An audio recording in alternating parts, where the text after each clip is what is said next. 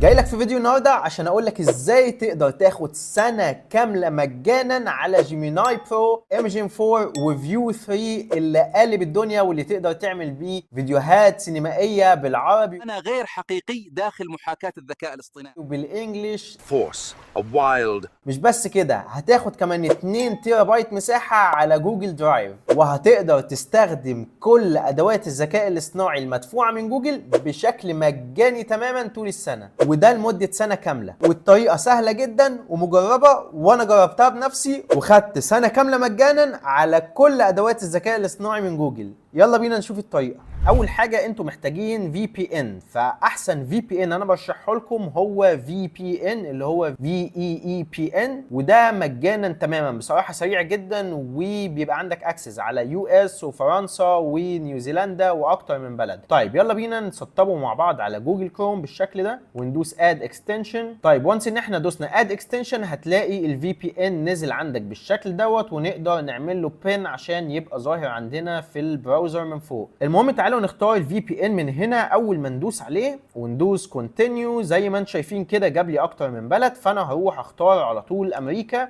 وهشغل الفي بي ان. طيب كده اتاكدت ان الفي بي ان اشتغل معاك. دلوقتي هنروح نعمل ايميل مؤقت كطالب عشان خاطر نسجل في جيميناي بايميل الطالب ده، وناخد سنه كامله مجانا على جيميناي برو وكل ادوات الذكاء الاصطناعي من جوجل. طيب احسن موقع هيديك ايميل مؤقت ومجاني كطالب هو موقع تمب ايميل. فانا هروح اكتب اسمي مثلا وليكن محمد، وهختار تاني اختيار اللي هو bromail.education.pl. لازم تختار .education اللي هو تاني اختيار. بعد ما اختار هدوس I'm not a robot بالشكل ده، تمام. وبعد كده هدوس على احصل على بريدك الالكتروني. بالمناسبه يا شباب مش لازم ابدا تستخدم الفي بي ان في الخطوه دي، عادي انت ممكن تستخدم الفي بي ان في الخطوه الاخيره بس لو اوريها لك، انما انت مش محتاج تشغله في خطوه الايميل المؤقت، تمام.